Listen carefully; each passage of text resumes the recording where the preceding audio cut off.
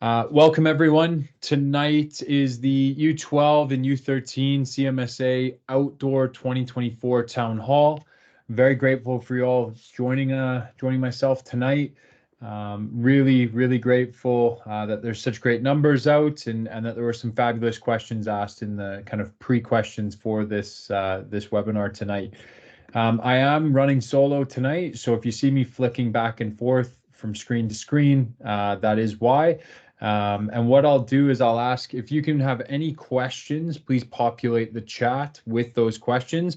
And I'll be coming back to that periodically throughout the presentation tonight to address any of those rather than being interrupted or kind of losing the flow. So there'll be some breaks where I'll come in, answer the question, and then resume where we left off. And in the spirit of reconciliation, we'd like to acknowledge that we live, work, and play on the traditional territories of the Blackfoot Confederacy, the Siksika, the Kainai, the Piikani, the Tsuut'ina, the Stoney Nakoda Nations, the Métis Nation Region 3, and all people who make their homes in the Treaty 7 region of Southern Alberta. So my name is Jordan Stewart. I'm the CMSA technical manager, and I've worked with players anywhere from U4 to university age. Previous to this role, I was the Alberta Soccer Association regional coach for Southern Alberta and the Alberta Recs director. So my role predominantly was in and around player development, talent ID, talent development, also some district outreach in terms of supporting districts with what they were trying to do and trying to realign them to best practice, and also supporting the coach education streams up into the C license at the time. I've got experience working in grassroots clubs when I was up in Edmonton during my time there, as well as professional academy with FC Edmonton, which is unfortunately no longer with us. As I mentioned, worked with provincial sport organizations and also through the youth national team development system and some youth national team camps as well.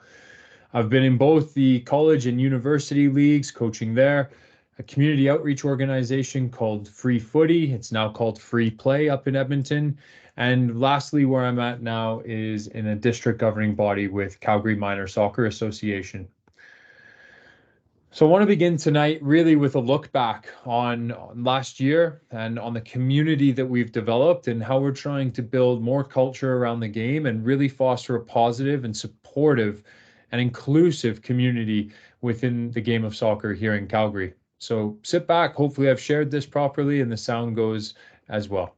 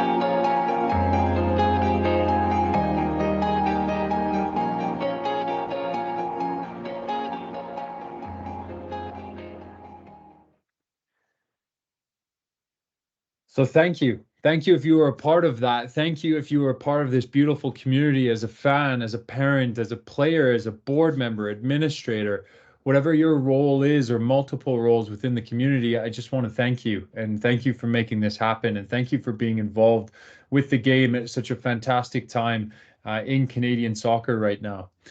I wanted to share with everyone some outline about the new technical plan that's coming for Calgary Minor Soccer. Obviously, we're a few months into it already, but we're not quite done the polished public-facing piece yet. So it's coming soon.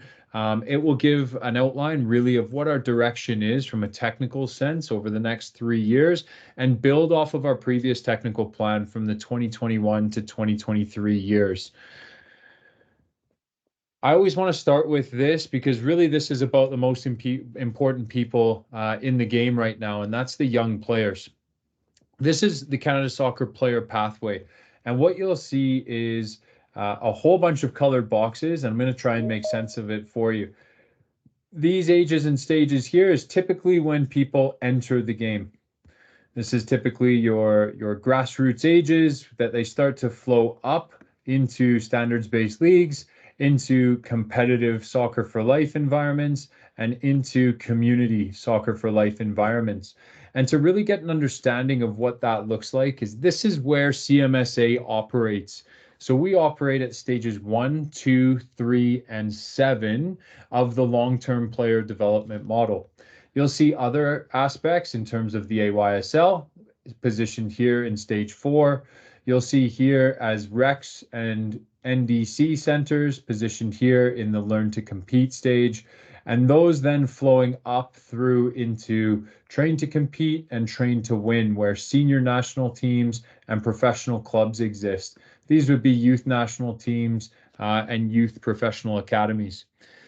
You'll see here that if you don't have the ability potentially to go that far as a player, well, you can transfer back and forth through these stages and then potentially back up, hopefully, into university, college, USL and semi-pro leagues, and also League One Alberta.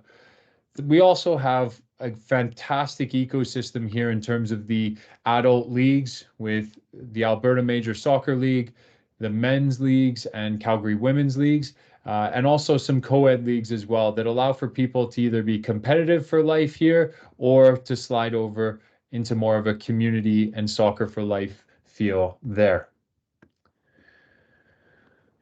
And I probably referenced the word called long-term player development. And this has got roots all the way back to 2008, 2009, probably right and around when some of these players were born that we're talking about right now on the webinar tonight.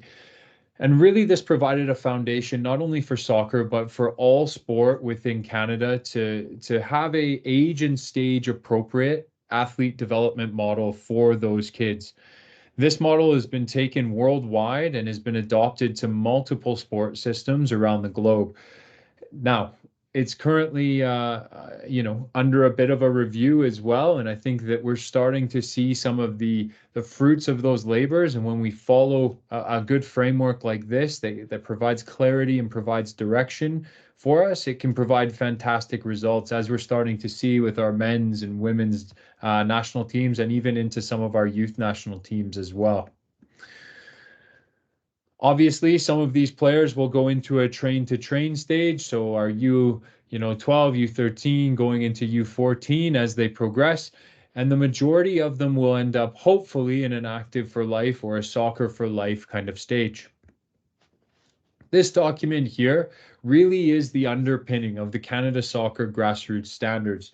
And so we'll talk a little bit about those shortly, but it provides us an example as to the age and stage that we're working at that's been a little bit modernized and looking to fit within some of the realities within Canada here. So again, we'll talk about that in just a moment. I'd like you all to maybe reflect on the registration package potentially that your club provided you when you were searching for information and looking for info when registering your child. We always produce what we call our program handbook, which is really what our next season looks like. We give this to our clubs, and they then produce their club registration packages based on this. So I'd ask you maybe to go and reflect on their registration package and how accurate and aligned it was to ours. And you can find a lot of truth and a lot of direction into the CMSA program handbook. It's available on our website. I'd encourage you to give it a look, give it a quick skim, and it'll give you a really good overview of what this upcoming season should look like.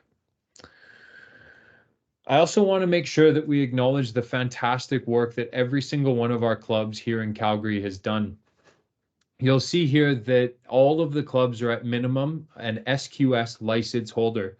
So Canada Soccer has brought in a club licensing system where we are assuring certain minimum standards are adhered to throughout the game. So SQS, Standards for Quality Soccer, is the introductory license level for all clubs in Canada to be licensed. As you can see, the majority of our clubs exist at that level right now, and they haven't progressed through into an MA1, an MA2, or at the top of your screen, a National Youth Club license holder. Those National Youth Club license holders have about 140 odd criteria that they need to both submit, have action plans with, and then standards that are more stringent that they need to uphold. The SQS holders have 32 standards, and it's focused on being welcoming, inclusive, safe, and enjoyable. I'm going to pause there for just a second and go into the chat. It doesn't look like anyone has put any questions in yet, so I'll keep rolling. Again, the chat button is there, or sorry, chat function is there for anyone who's got any questions tonight. What Standards for Quality Soccer did at all levels is it provided a framework as well for clubs to operate in terms of an infrastructure, an operational piece, sometimes a finance, a governance, but also certain technical standards that had to be met. And so what that played out into in terms of a coach training and coach certification standards was broken up into two levels: a modified safe sport roster and a full safe sport roster. So as you can see on your screen, the modified safe sport roster is for U3 to U11, and full safe sport roster compliance and standards are in place for all coaches, U12 and above. This decision on where to put that line between modified and full safe sport was made in collaboration with our clubs and along the lines of asking questions that had to deal with risk management and also longevity, really, of coaches as well. So what we've produced is this table. And while as simple as it looks, this table took far too long to try and produce. So what I'll do is I'll give you a quick overview of what this is. On the one side, it will give you the age or tier of the division that they're working with. And then as you work down, it gives you the standards that are required for that certain criteria. You'll see here check marks are required for all team officials. Stars are required education for coaches and assistant coaches. And the plus signs are ones that we recommend. So as I go to the next slide, you'll see the dramatic change in standards at the U12 to U13 levels. As previously in CMSA, what we required was a criminal record check, which is an EPIC with a vulnerable sector search, and then also Respect in Sport activity leader course being completed through the Respect group. What that's evolved into now is a very robust and very thorough safe sport roster, which is everything here in blue, which I will highlight here with this yellow. So when we follow this, this is all the safe sport requirements to look to ensure that your children are in a safe environment. But then we also look to improve the technical coaching standards of these coaches as well, so that they're better coaches, because we know better coaches will equal better players. And we also know that teams with an untrained and unqualified coach lose about 26% of players per year, whereas teams with a qualified and trained coach lose only 5% of players per year. So this data is remarkable when we think of player retention, when we think about longevity of leagues, and when we think about enjoyment as well of players, because they won't be sticking around if they're not enjoying their football. So as you can see, a big dramatic increase in the standards that we expect from our coaches, and we will be enforcing this through the outdoor 2024 season. If there are any coaches on the call tonight, I'll skip over this slide, but what I will do is share this slide in terms of your pathway on really where to start, which would be potentially here, looking up the standards, and then looking to go through the police clearance, the activity leader, and then it's a choose your own adventure. So for this age group, if you're in U12, we'd be expecting learn to train, and then cruising down through into make ethical decisions and the rest of the safe sport roster. It's not necessarily needed to be completed in that order, but this is a kind of simplified version of what the coach pathway would look like here in Calgary right now. You'll see here the coaching dates that we're offering for each course, and you'll see some fantastic numbers for those learn to train age groups and also for the soccer for life age groups. Now, we believe that part of this is because they're mandatory and that it is required education for coaches, but we also find that coaches are more, they have more longevity within them when they are working within these age groups. They're usually a seasoned coach or they're more committed for the long term as well. We're delighted at these kinds of numbers at the very young ages because typically active start becomes a difficult course to run because of low registration and a very volunteer coaching cohort within that age group. And I shouldn't say age group, I should say age and stage. I'm going to pause again for one second. There was a question here about what is EAP and EPIC. So great questions. An EPIC here at the top of your screen here in yellow, an EPIC is an electronic police information check. It is essentially a criminal record check with a vulnerable sector search, so ensuring that there is nothing, no crimes against children under the age of 18 as well. And EAP stands for Emergency Action Planning. So when something awful happens on the field, say someone falls, breaks their leg, what happens then? So we ask our coaches to be going through this training so they can develop an EAP and be prepared for those moments if and when they happen, so that the game again is safe, and that if an emergency happens, we know how we're dealing with that. I hope that answered your question. If it doesn't, please feel free to repopulate, and I'm more than happy to jump back in there. There's always questions about the schedule at CMSA, so I want to share this and really walk through how our schedule is made and maybe why some of the timelines are the way they are. So first, we usually get a Tier 1 declaration. This is the first year where we've decided not to, and we've actually just gone straight to team entry. So when clubs are gathering registrations, they then are starting to think about, okay, well, how many teams are we going to have? What levels are they going to play in? What divisions, etc. So they enter all of those on April 2nd of this year. Then we bring them all in for a Club Connect on April the 3rd. So on April the 3rd, we sit everyone down in the same room. We put up all of the teams and divisions and leagues up on the screen, and we say, right, are your groups going to have good games and meaningful competition in this league? And are there any players that should, or sorry, any teams that should not be in those age groups or divisions? Clubs challenge each other, clubs hold each other accountable, and teams are moved up or down or sometimes down entire age groups if it's just better for their development at that time. We then have a bit of a deadline where we PDF that, we send it back out to the clubs, they review it, they send it back and they say, oh, we forgot about this team, or this one's in the wrong spot, or whatever it is. And then we look to compile that one more time, and we try to match that up with some preset play dates that we have.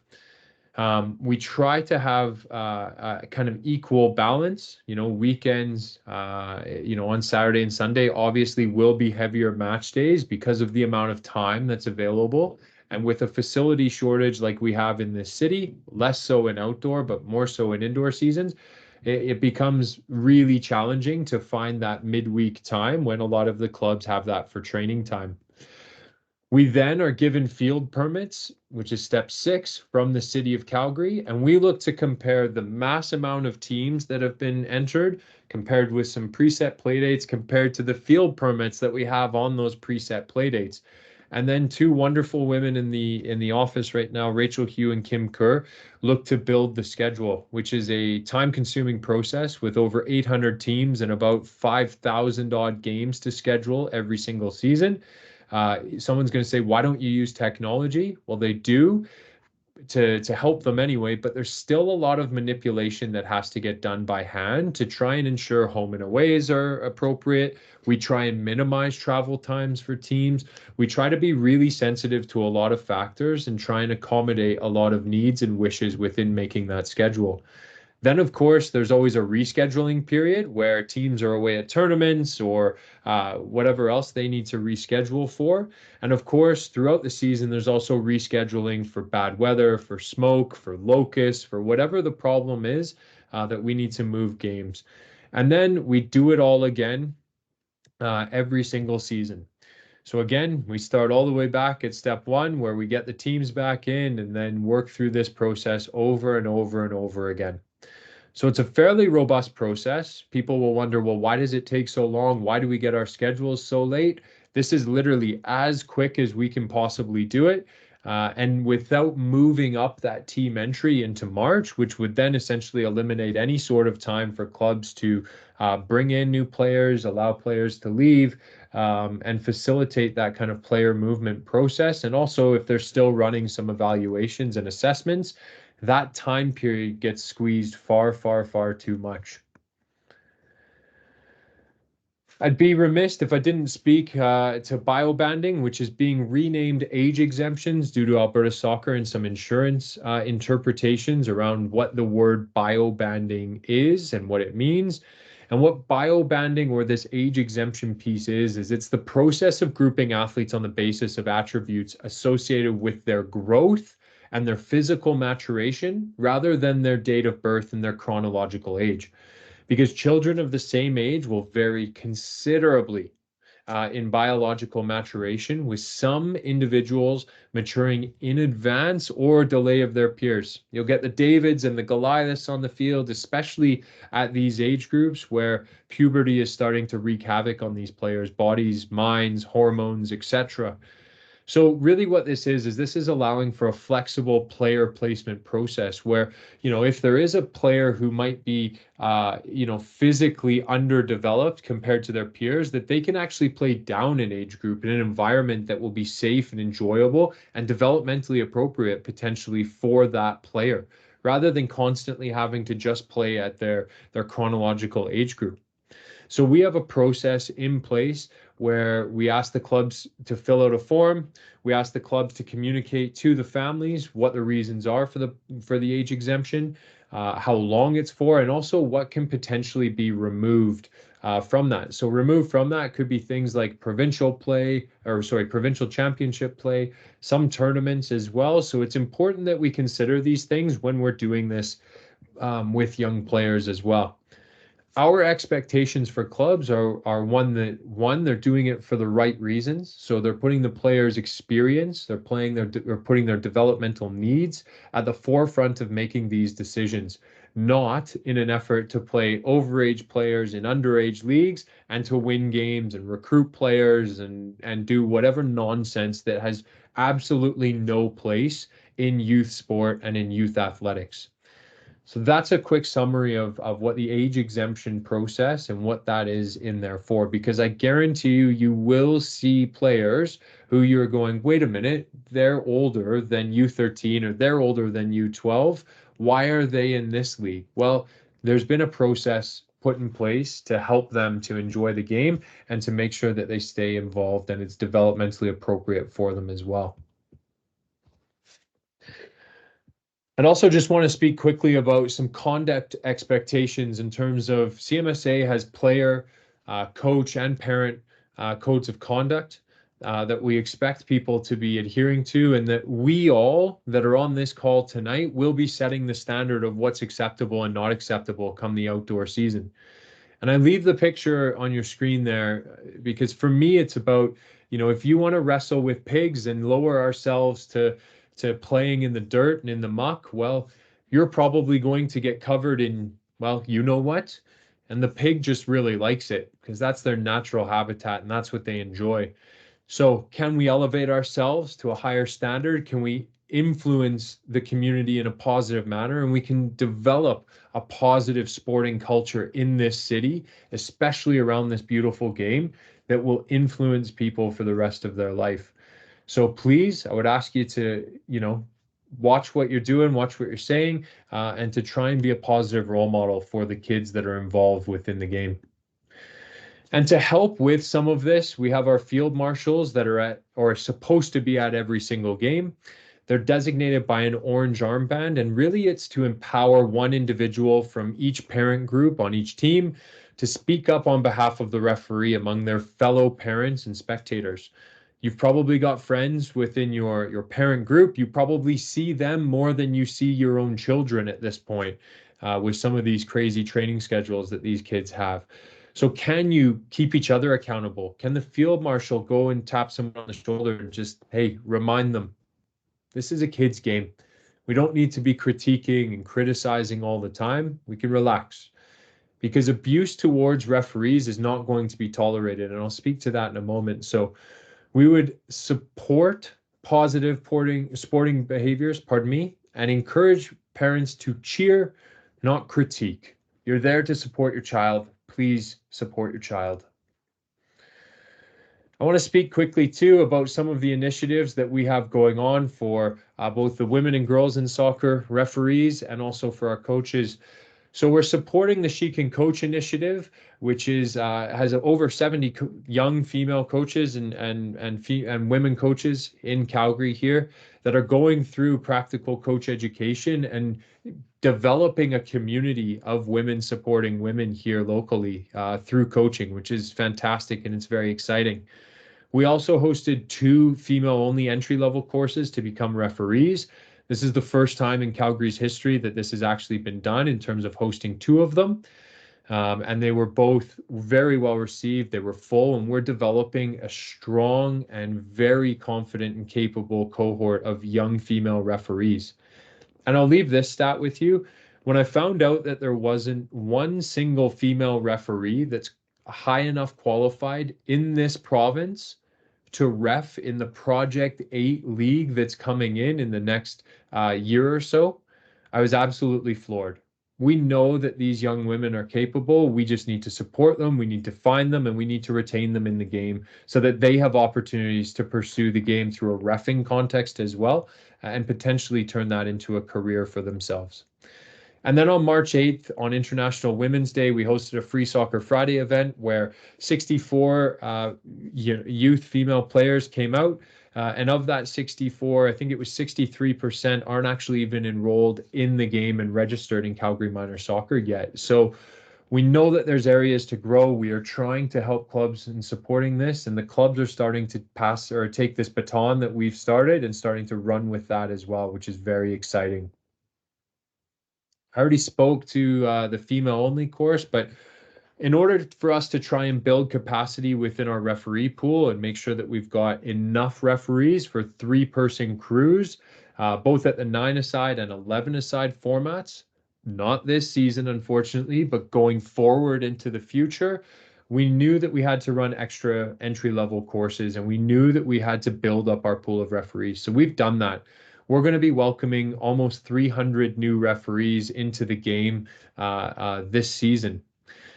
Part of that is through Project Ref with Kidsport, which is a collaboration between CMSA, Hockey Calgary, and Kidsport, where if any athlete is receiving Kidsport funding, that they can automatically qualify for a free referee course. So they save themselves that registration cost, and they also get all of their gear paid for, and any further upgrading that they have to do as well paid for. So essentially, you're getting all of your professional development and your training to become a referee and turn that into a part-time job through Kidsport, which is a phenomenal donor to the game here in Calgary. They contribute over $500,000 to just soccer registrations here in Calgary. We're actually the largest recipient of, our clubs are, of Kidsport funding out of any sport organization in Calgary. We also have the teal shirt campaign returning, where you might see some young referees sporting a teal shirt that says first year referee on the back of it at your games. That's essentially the stop sign to say, whoa, they're learning. They're going to make mistakes today. And that we need to make sure that this is a positive and safe environment for them. If we have any chance of growing a referee pool and actually having games uh, delivered in a way that they should be. We also have these teal shirt referees receiving mentorship a minimum of 4 times in their first season to make sure that we kind of wrap them in a willy coat, protect them, support them through their development, and also connect them in with the referee community socially. Those mentors are going to start receiving some education as well to help them become better mentors and also to become leaders as well. We're producing monthly education sessions for our referees as well, and we've developed a zero tolerance policy for referee abuse. So as you can see, we're focused not only on building the quantity of referees, but trying to also develop the quality of referees that we have here in Calgary as well. What the zero tolerance policy for referee abuse is it's reportable by any person when they hear, see any sort of referee abuse. It's unacceptable, and we are taking a very hard-line approach with this. We've also given the referees extra abilities and powers to essentially have timeouts or cool down periods within matches should things be getting heated, or if they're getting harassed, discriminated against, or verbally abused, or even physically abused in some horrendous circumstances. The match can also be abandoned and it will not be replayed, and no points will be given to either team. So it's about all of us keeping each other accountable and making sure that this is a positive sporting climate. And really, if you read through that policy, the key takeaways are for coaches is to coach, not to question, for parents to cheer and support, not abuse, and for players to play and not dissent. There's always questions around, well, what happens if a referee doesn't show up? Well, this is what happens. Both teams have to agree on who's going to be refereeing the game, and the game still needs to be played. The two teams can choose to split that game into two halves, where, say, if I want to referee the first half, that's fine, and someone else who's agreed upon referees the second half, totally fine. But it's always good to just ask some of your parents or siblings that might be at the game if there even is a trained referee just sitting on the sidelines, or if one of them would like to referee the game as well. We try very, very hard to make sure that every single game has a referee. And out of the 5,000 games last year, we ran at a point, I think it was 0.2% of those games weren't actually picked up by a referee. So that means that no one was available for 0.2% of those games. Now, there are times when a referee will wake up, they're ill, and we try to find a backup referee that same day, or car breaks down on the way there, their dog's dying, who knows what happened. But there are some circumstances where referees take the game and then they do not show up for the game. It's rare, but it does happen, and we are deeply sorry when it does happen. And lastly, the coaches, just a quick awareness for you if you're on the call as well, that there is some discounted education in terms of 50% off any Make Ethical Decisions courses through April 2024. So there's a few days left for that to book those in. And also our Technical Culture Series, which is a free webinar series that we bring international and national experts in to share their experience and best practice so that we can continue to elevate the game here locally in Calgary. We also run what we call Free Soccer Friday, which happens the first 3 Fridays of every month. It's a drop-in soccer opportunity to really develop more social and life skills in an unstructured environment where there isn't adult interference, there isn't coaches running sessions, there's no club activity. It's a group of kids that come together and they just play. Some of them work on skills and techniques. Some of them play little 1v1, 2v2 games. Some of them organize 7v7, 15v15, 15v8 games. They just sort it out. And really what this has become is about connecting community. And we've seen a overwhelming response for this with over 1,500 unique registrations over the course of a year of doing this program. We're very grateful to Service Credit Union for sponsoring this program, and we owe a lot to them in order to deliver it. The next 3 upcoming dates are May 3rd, 10th, and 17th, which you can see on your screen. they're usually in an indoor environment to make sure that it goes ahead, but sometimes we put them on the Genesis Center on the outdoor grass there. Please see Calgary Minor Soccer's website for more info on this. But what we know and what research shows us about even elite player development, because some people will think, oh, this is for kids who have never kicked a ball before.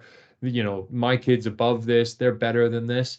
Well, what we know about elite player development is that unstructured mixed age environments and access to facilities are common and key threads into developing elite players over the long term. And I don't mean elite 14-year-olds, I mean elite professionals. There are no elite youth players until you hit youth national teams. So we're not talking about that. We're talking about full on senior professional players at either the men's or women's level. I'll also give you an awareness around our lightning policy and kind of adverse weather policy. This is province-wide through Alberta Soccer, and we definitely adhere to this. And it's not only about lightning, it's more about thunder. So the common theme is when thunder roars, go indoors. So every time that there's a thunder crack or thunder boom, I should say, you're meant to start a 30-minute timer that the game is delayed by to ensure that the environment is safe. It is not about when you see lightning, it is about when you hear thunder, because thunder comes before lightning typically. I'm no meteorologist, but this is what they tell me anyway. We want people to go indoors, and every time I say there's a thunder boom, so say the clock is started at 30 minutes, 5 minutes later, another bit of thunder, the 30 minutes starts again. And then lastly, around our air quality policy as well. So if the air quality health index is a 7 or higher, games will be delayed or rescheduled. Sometimes you'll see CMSA put out not only social media posts, but mass email around 4 p.m. if games are going to be canceled that evening due to poor air quality. But we ask if it's hovering between a 4 and a 6 or in around that range, that you still show up to your game, and the referee is the one who will be monitoring the air quality health index at that location, because it does change around the city. So the referee will be the one who makes that decision.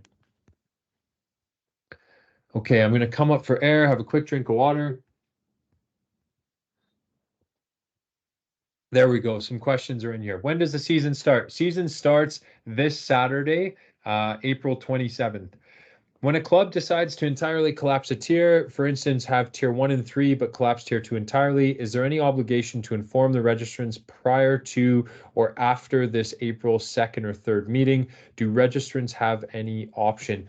Well, players do have an option to move clubs. You would have to check with that club's refund policy for sure.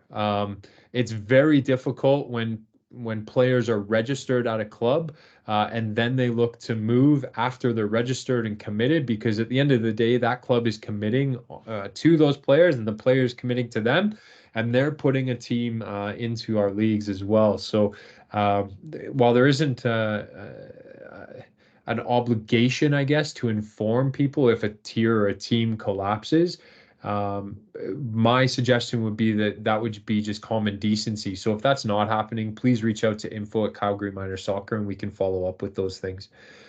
What is the attributes considered during bio-banding? Only physical appearance? No. So some of the age exemption pieces are around even social pieces. So we've seen Ukrainian siblings and Ukrainian refugees that have come in, and they really only speak Ukrainian, and maybe the family is only able to drive one night a week because they're working or whatever it is, and they'll put their two siblings into the one team rather than having them split up and it be completely unmanageable. There are some times where even friend requests are taken into account. So if a child's held back in school or is in the same school cohort, but their age is different, well, can we have them play together as well? Because at the end of the day, this is about enjoyment and about giving the game to the players that's going to work for them as well. It's not just physical appearance. Some places will do it based on muscular tone, based on body hair, based on height and peak height velocity. We're trying not to go down that incredibly scientific road and ask people to use some common sense, and for us also to embody some characteristics about being inclusive and supportive for those who want to play. Is it possible to have more referee courses offered? They are not a lot offered in Calgary and area in the next few months. We have offered, I think it was 8 or 10 in the lead up to this outdoor season. Typically, we offer them between seasons, as it's very difficult when you do your education mid-season as a referee and then you have to try and pick up games. The games get picked up very, very quickly. So the process is educate and inform and train, and then season, and then the next batch will be between the outdoor and indoor seasons as well. After July 31st, is it considered okay? There's lots of questions, which is great. After July 31st, it is considered open for players to have conversations with other members, tryouts, blah, blah, blah. Some clubs run their season until the end of September. How does this work if there are tryouts with other members being held during a player's club season? Our seasons do not run into September. There is going to be a September fall series, but that is not going to be a part of our season. Unfortunately, Alberta Soccer had changed where their APDL schedules went, and we are part of the collateral damage of that when we look to extend our season and try and follow long-term player development models and frameworks. We've now had to condense our season to end at the end of July, and we'll no longer have those September pieces. Again, that will allow for some player movement and that kind of activity to occur through that time as well. Can anyone attend Free Soccer Fridays at any time? Yes, just make sure you fill out the waiver. Some teams in boys U13 Tier 3 have 3 games in 5 days and 4 games in 8 days. This is unhealthy for the boys and unfair for the teams. Rescheduling just one of these 3 and 5 games would be a big improvement. Fantastic. We will look at that. Thanks very much for that feedback. If you want, send an email into info@calgaryminersoccer.com and we will look at that. As I say, sometimes there's pieces around field availability. Sometimes there's pieces around even just days in the calendar. And I'll give you an example. Today, the rug got pulled out from under us with the Genesis Center closing their fields until July 1st. So all of those games that we had counted on, all of those games that we had scheduled on that field, even all of the grassroots league Saturdays that we had there for up to 600-ish players, we now have to scramble and find somewhere else to put them within 3 or 4, sometimes 10 days of the season kicking off. So these are some of the factors that influence where we put games and how we can put games. The other pieces are the city of Calgary said that we were going to be unable to use Stampeder or Encana, I can't remember which field, for any 9-a-side games until July. So obviously what happens? Well, we need to cram games in. And then 2 days ago, they said, no, as of May 4th, you can start having games there after we've just reshuffled the schedule all over. So, I mean, these are some of the factors. I'm not trying to throw other people under the bus, but I'm trying to raise an awareness as to why things sometimes aren't perfect in terms of 1 game a week or kind of 1 game every 5 to 6 days like that. When does technical training become part of the program? Is it tier dependent? You have to ask your club on that. That's completely a club program, and CMSA doesn't have anything to do with that at this time. Is age considered when planning games? 12-year-olds playing to 9 p.m. on a weekday school night. Again, I'm trying to give you some context on some of our facility constraints and some of the issues that we have. And someone's going to say, well, there's loads of soccer fields around the city. Why don't you just put it on one of those? Well, no problem. The goals are crooked. The grass never gets cut. The goal mouth is dangerous. And if that's what we want to play and that's what we want for our players, then, well, we can look to do that. But facilities is a massive constraint in this city. And I would ask that you advocate to your councillors and advocate to your municipal governments as to what they're doing and to hopefully see some improvements. Something about game schedule this weekend at Genesis. You'll hear shortly as to when and where it's been rescheduled to. So sit tight. We're working like crazy to get that done. How strict will it be with ID cards on the first games on Saturday? Some of us might not have had a chance to get the ID cards yet. I would say get down to Calgary Miners Soccer as quick as you can and get the ID cards. This is a factor, and this is a key component for participation within the leagues. There's been, I think, 7 or 8 photo ID dates around the city. So please get down there and get your ID cards ASAP. Okay, I'm going to dive back in so that we can keep moving a little bit. I said that I would speak to the Canada Soccer grassroots standards and really try and dig in and help understand potentially why the 9v9 shift. So as you can see here within that 9v9, U12 and 9v9 or 11v11 U13. So when Calgary Minor Soccer made the shift to 9v9, we were actually the first place in the entire country to make that shift at U13. What happens? Well, you get a little bloody when you go through the wall first. And some people that are very traditional in their way of thinking about the game said, no, this is not the game. It should be 11 aside. These kids need to play the game. And so, in consultation and collaboration with our clubs, we asked them as well, where do you guys see the games going and the match format for these players? And over 80% of them felt like 9 aside at U13 was advantageous for their players for enjoyment and for development through the game as well. And then we dug in a little bit through some research and stats, and we found that the heat maps that players played in was really only the size of a 9 aside pitch anyway. You just had too many players in it. So we had this right field size, we just had too many players, so we've adjusted that. Then when we looked at the size of the goalkeepers, well, that's the same size of goal that the men's and women's World Cup is played in, with a potentially 11-year-old boy or girl in goal, trying to defend a massive area. And it wasn't representative of where goals were scored either. You could shoot from 30 or 40 yards out and just put it into the top half of the net because the goalkeeper was so short and be scoring goals. So we shifted into a 9 aside environment. And it caused some incongruence between provincials at U13 being 11 aside and us playing 9 aside. And well, Edmonton does this and that and the next thing. So we said, you know what? You're right. We're actually going to change the game province wide.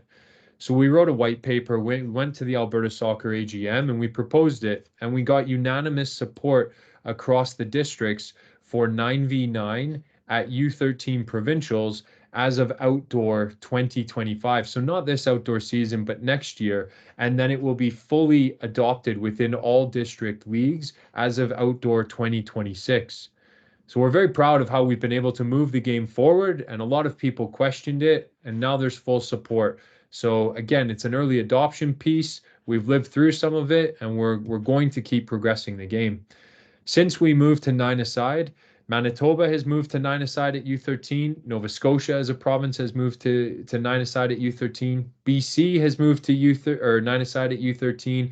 And Ontario Soccer is currently running a pilot program and project right now, comparing and gathering research to essentially build the case for 9 aside at U13 there at their OPDL levels and in their district leagues as well. So I hope that's enough to give a description as to why we play 9v9 at U13 here. If you want more stats, more research, more justification, feel free to email us. I've got no problem sitting down with anyone and discussing this piece with anyone. You'll also see here match timings as well. That's how long your games will be, split up into 2 halves. You'll see maximum goal sizes that are not FIFA World Cup standards of 8 by 24. They will be 6 by 18. And I will get into that in just a moment. You'll also see other pieces here around offside. You'll see a retreat line potentially that we will not have, but it is a recommendation if required. And you'll see also player to coach ratios, training to game ratios as well of 2-to-1 or 3-to-1. So all of you who do 5-to-1, 5 sessions a week in one game, well, not 100% sure if that's in line with best practice, but I'm not going to tell you what you can and can't do with your time. And you'll also see here that even a festival format can be applied and is a recommendation from Canada Soccer. We're choosing as a traditional league approach for this, but potentially one day we might shift into that as well. Your league structure will look like 14 randomized games within your league. You'll play in a 9v9 format, and there'll be a challenge cup at the end of the season for the U13s. Provincial qualification for those U13s will be through the league and the challenge cup, and I'll get into that in just a moment.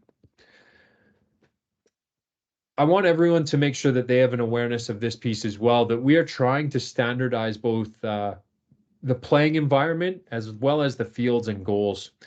So you'll see here on your screen a 6-foot goal 6-foot goal by 18 feet wide. I will say it again, 18 feet wide. You will see clubs that still choose to have 8-foot goals, and some of them vary between 20 and 24-foot goals. So what we've said is no problem, clubs. We've been working on this for 3 years. Literally, we've been saying, hey, we have to change. This is what we're playing. This is how we're changing. This is where we're going. You need to budget for it. Some clubs just cannot get it together. So we've said, no problem. That's fine. If you can't get it together, you won't be playing home games without proper goal and field sizes. It's that simple. And it might not happen immediately in the season, but we will be auditing all the fields that they're scheduling games on, and we will be going around measuring. And don't be surprised if perchance you no longer have home games if your club has not been able to figure it out. You also have field standards that have been given to all of the clubs to line their fields at U12 because they are still on community and club permit owned fields. We do not schedule the games on any fields provided by CMSA at U12, only U13. So as I say, this is what your games will look like. 2 35-minute halves. Sorry about this. This is a typo. This was from indoor. Apologies. Obviously, a 70-minute game on a 60-minute booking doesn't work, as well as this is a typo. So forgive me. I will make sure to change that there. U12s will have no public scores and standings, and U13s will begin to have public scores and standings within their leagues. I said that I would get into how provincial qualification would happen for the U13s. Well, pathway 1 is through the league standings. So tiers 1, 2, and 3 will qualify one team through the league play, and that league champion will proceed directly to the provincial championship. Tier 4 will qualify 2 teams through their league play directly to provincials. So the league champion and the league runner-up, a very traditional format that we've had to revert to. Pathway number 2 is through the Challenge Cup, where tier 1, 2, and 3 can qualify a second team through the Challenge Cup. So Challenge Cup's a playoff kind of style tournament for the top 4 teams at the end of league play, where the Challenge Cup champion will proceed to provincials. Now, someone's probably thinking, well, what if the Challenge Cup champion is the same team as the league champion? Well, we've rinsed that as well, and that's in all of the documentation around that as well, where it's a runner-up from, I believe it's the Challenge Cup. Don't quote me, but I'm fairly confident it's the Challenge Cup that will proceed to provincials as well. Your 9-a-side field markings will look something like this. This is a satellite image of what Calgary Soccer Center looks like. You will see the black lines be the field with a penalty area. Apologies for my scribbles. This diagram here is far more concise, I would say. So you'll see a combination of both the white lines as the sidelines and a touch line, as well as the black line for a sideline and the penalty area, and then a black dot for a kickoff spot at the Calgary Soccer Center. Someone is probably thinking in there, the cost of the game is rising. Where does all of this money go? And well, I want to be open and transparent and let you know what the actual fees are. So the fee that CMSA charges to the clubs per player is $180 for the tier 1 and 2s, and the 3s to 5s are $170. From that registration fee, $10 of that goes to Alberta Soccer. So that leaves CMSA $170 or $160 per player to be delivering the game. And so the price per match day is on your screen of $12.14 or $11.43. That is the cost to deliver the game for matches. You're probably going, wait a minute, that's not how much I was charged by my club. You're right. So if you can do that math and subtract that, that's how much stays within the club. And if you have questions about how they're spending that, then you should directly ask your club about that. The breakdown of that $170 or $160 that stays within CMSA is the majority of it goes to the league costs in terms of booking fields and paying for the referees and other league-related expenses. A small portion of it goes to a facility fund where it contributes to future facility projects and upgrades, such as a Calgary West Soccer Center renovation or that new Shoaldice bubble facility. There's also a piece that's a donation to Kidsport because Kidsport fund, I think I said it already, a $500,000 to families and clubs here in Calgary to allow kids to play soccer. So we want to make sure that that's still viable and we're making the game accessible for everyone. As I mentioned, Alberta Soccer and Canada Soccer, they take a portion of those registration fees. A small portion of each player fee goes towards referee development initiatives. I think it's $3 or $4 of that go towards that. And about that same portion go to help pay for the CMSA staff to administer the game. And we try to run the game as efficiently as possible, and that we continue to innovate and lead the game here, not only locally, but also in this province. You need to also know about Alberta Soccer Association insurance. So part of that fee that goes to Alberta Soccer Association pays for insurance for the players. So if or when injuries happen, please fill out the form that's on Alberta Soccer's website.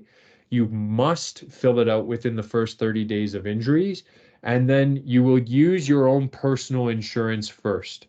Once that is expired or exhausted, Alberta Soccer Insurance kicks in and is able to supplement and provide additional insurance for players, coaches that might be injured. We know that physio and rehab expenses can add up very quickly and exhaust your personal insurance. And this is why there is that other layer of insurance as well that everyone pays for in the game here. So I will leave it there for one moment. That's just shy of an hour. And I'll go back to the chat. Give me one sec.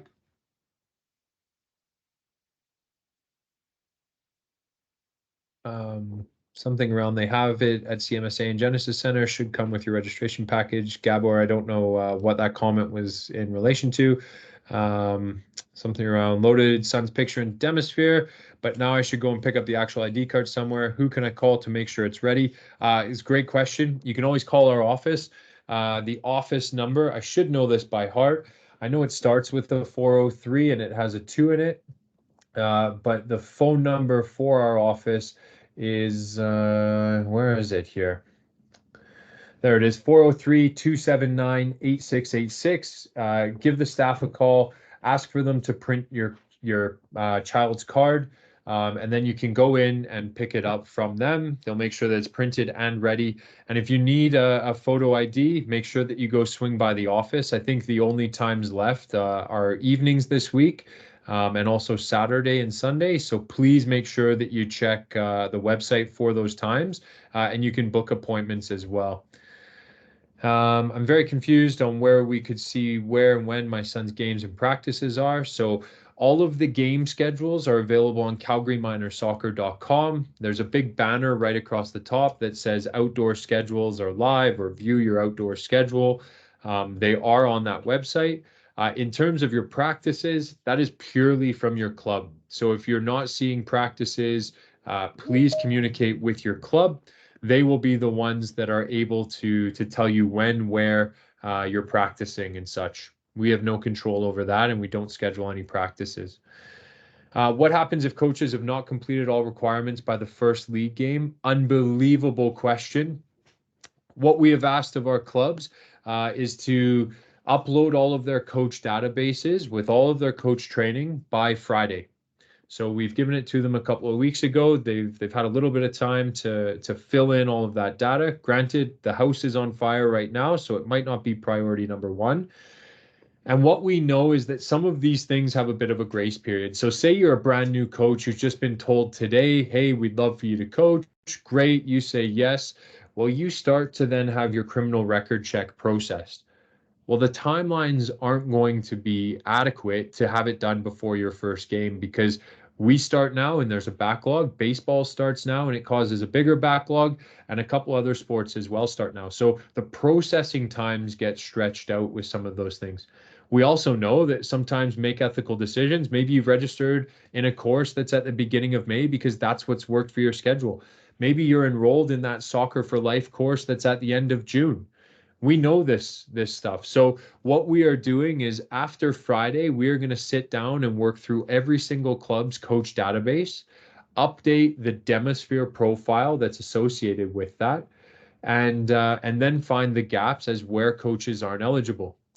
Clubs will be fined per game that the coach has been ineligible for. So the first fine is $50, the second fine is $100, the third fine is $150, and the fourth is a discipline hearing. So in the indoor season at the beginning of December, the total fines, if we were actually following our rules, which we are now in terms of this, the total fines up to that point would have been about $160,000 to the beginning of December in indoor. The total cost for all of the education, if we started at ground zero, was only $140,000. So it's actually cheaper to pay for the education than it is for the fines and then the forfeits after that. So we're giving coaches a slight grace period. The clubs will be delivered an action plan as of May 22nd, and they have until June 13th to complete that action plan with those coaches. Otherwise, fines will be retroactively administered for those games. I hope that gives you a fairly robust explanation. I will say the database sheet that we have built for them, as they enter in all of the coach training and what the coach has done, it automatically formats to turn cells either green or nothing. And if it's green, that shows that the coach is actually eligible.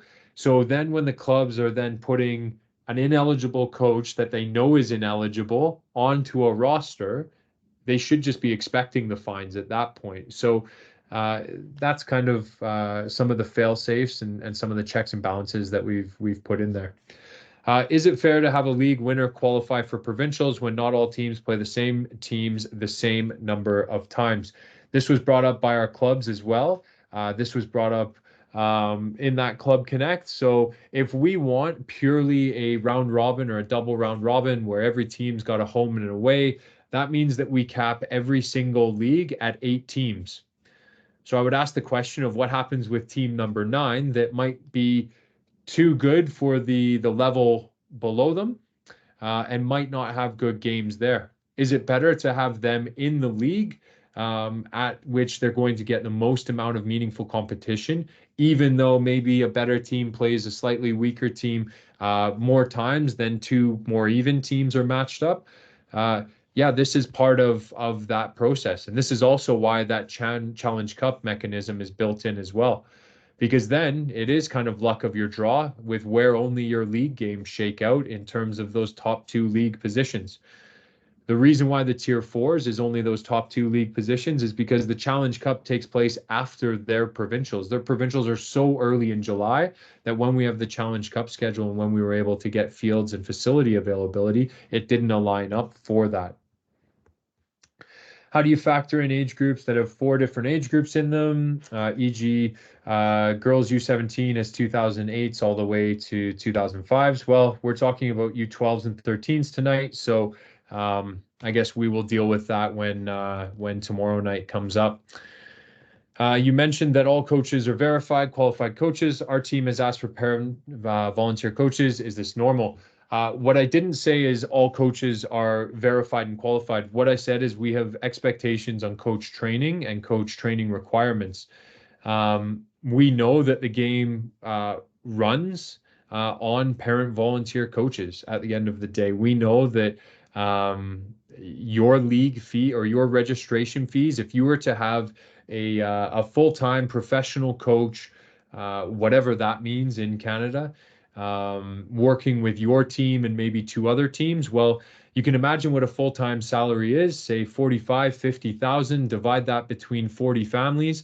Well, that's what, $1,200-$1,300 each child that just pays for the coach. So that economic model doesn't work at the end of the day. And so volunteerism is still a part of it. We have given a lot of the clubs, or sorry, all of the clubs really, strategies on how maybe to maximize their coach education return on investment, how they can better value some of these volunteer coaches that really we are ever so grateful for, and the game would not run if it wasn't for those volunteer coaches for sure. So um, parent coaches are a part of it. We try to help educate and develop and inform those parent coaches with some of those courses, with those practical sessions, practical coach education sessions that we put on, and really try and help out. At the end of the day, the club needs to be supporting those coaches as well and needs to be having developmental activities and mentorship for those coaches and making sure that they are supported and that it's not a scenario of here's a bag of balls, here's some cones, here's some bibs, good luck, we'll see you in 3 to 6 months. Hopefully you have a good time. Like that's not good enough. And that's not where this game is in this city. And that's not where we want to get it to if that's where some of these clubs are at. So we really want to make sure that we're trying to help support them and help support clubs to support those coaches as well. So that's all in terms of questions. I will leave you with this kind of farewell video. I'm more than happy to stick around after it if there are any other questions that you're feverishly typing right now. But for right now, we believe it starts now from a behavior standpoint, from a culture, from a community building standpoint, and even just an enjoyment of the game standpoint. We know that it starts now, and we're really looking forward to the outdoor 2024 season with you and your families.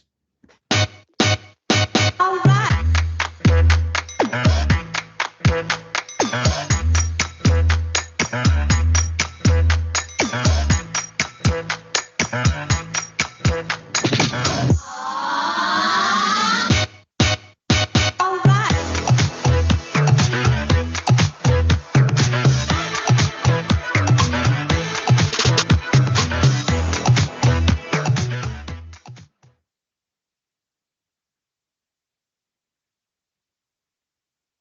So on behalf of Calgary Miners Soccer, on behalf of your clubs, on behalf of your coaches, on behalf of your children even, thank you very much for the time that you've spent with me tonight. I'm forever grateful to you, and really appreciative for the time and effort that you as parents and guardians, maybe siblings, maybe even players and coaches on this call, administrators as well, put into the game. We lift a lot of weight, but we make a massive impact in the lives of these kids, and I'm forever grateful for you, your investment of your time, your energy, and your passion. I know that you could be anywhere in the world doing anything tonight, so thank you very much for spending it with us here tonight, being curious, and I want to acknowledge your curiosity and your questions, and looking to dive deeper and seek understanding. So thank you very much. If there are any sort of further questions that maybe you need some more info on, feel free to send us an email at info@calgaryminersoccer.com. There is the phone number for the office as well. And if you want, give us a follow on some of those social media accounts that you can interact with us as well and receive some updates on programs and changes and other initiatives as well through those. I'll jump back into the chat and just kind of look to close some things out. So you're very welcome. Appreciate the compliment. Thank you very much. Where can we see the schedule? The schedule is available online. I will go online and I will find the exact link and I will post it in the chat right now, because there seems to be some headache in finding that. So there you go. You can click there. You would then click on the age group and division that your child is playing at. This has been recorded. It will be shared on our YouTube account, likely as early as tomorrow before noon. We got last night's U10 and 11 up very, very quickly. So look for it probably sometime tomorrow. You'll probably receive an email as well with a link to it in case people have missed it and you want to share that, or go back to it for reference and make sure that you're holding us accountable as well. So there's that piece as well. I'll stick around for a little while longer if there's any other further questions in the chat, or in the Q&A, and go from there.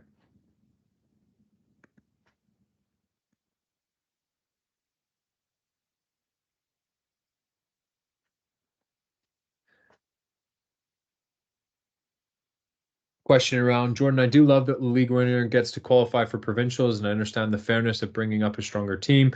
But is it fair to have the league winner play the last two or three place teams twice and the stronger teams only once? Uh, is it completely fair? No, it's not. It's not a completely fair and equitable system. I mean, as I said, it's no problem. We can begin to cap leagues at 8 teams, and we can start to turn players away and say, sorry, we don't have room for you, or we don't have a league for you to play in. We can do those things, but we don't want to do those things. And I know that that seems like an extreme answer to the question, but that is part of the problem. We want to make sure that the leagues are open. We want to make sure that the leagues are inclusive. And so then if you say, well, no problem, so it's a 10-team league, well, that means that it's an 18 game season in an already compressed time span, where other people have highlighted that there's 3 games in 5 days or 4 games in 8 days that are not great for players and for longevity there. So we're just exacerbating that problem. We potentially also don't have a budget for that. Our budget cycle is determined. We're working on next year's budget right now in this crazy and hectic time. And next year's budget is for next indoor and the outdoor following. So we used to have a range of between 14 and 16 games that we would produce to allow for some of those nuances, to allow for a double round robin, say, or a different type of schedule where, in an effort of fairness, say it was a 10-team league and you had 14 games. Well, you're going to play 9 games in your league, so you're going to play everyone once, and then you have 5 exhibition games. And so people would say, well, wait a minute, why are we here for 5 exhibition games? We're playing in a league. So if we want it to be totally fair, then we all need to be comfortable with having some of those odd numbers and maybe playing 4, 5, 6 exhibition games compared to that 14-game schedule.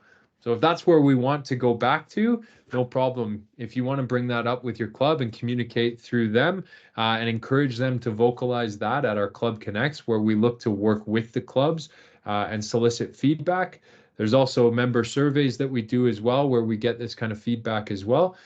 Feel free to submit it. We've got no problem. We are trying to be open and flexible and transparent in what we're doing, and trying to really meet the needs of the greater membership at the end of the day.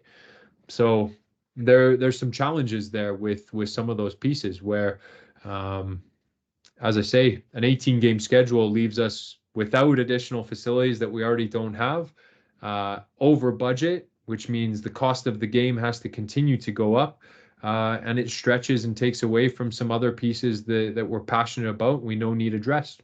So is it 100% fair? No. Is it 100% perfect? No. Are we trying to land somewhere that both meets the economic needs as well as the competitive needs? We're trying to find those balances for sure, within the league structures and within qualifying for provincial championships and such.